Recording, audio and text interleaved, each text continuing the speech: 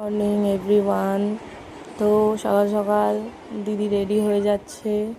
আজকে দিদি হালিশহর শ্বশুরবাড়ি চলে যাবে।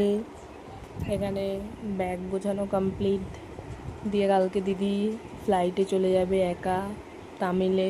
ওরা তামিলে শিফট হয়েছে। তো সকাল সকাল সমস্ত কিছু গুছিয়ে গাছিয়ে রেডি করে নেওয়া হয়েছে।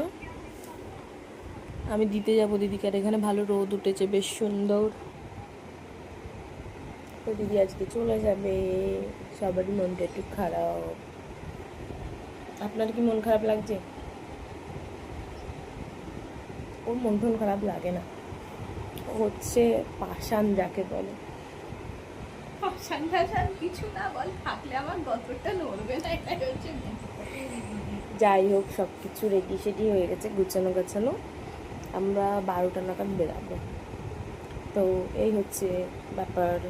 আবার কালকে সকালবেলা ওকে এয়ারপোর্টে দিতে যাবো 4টের সময়। ওর ফ্লাইট সকাল 8টায়। ও একাই যাবে। ফার্স্ট এখান থেকে চেন্নাই, আবার চেন্নাই থেকে ফ্লাইট চেঞ্জ করে তামিল। তো আমরা এয়ারপোর্ট অবধি দিয়ে আসবো। তারপর ওখান থেকে জিজু পিক আপ করে নেবে ওকে, কারণ জিজু তো এখানে নেই, জিজু আগেই চলে গেছে। এখান থেকে ও একাই চলে যাবে ফ্লাইটে। মনটা খারাপ গাইজ।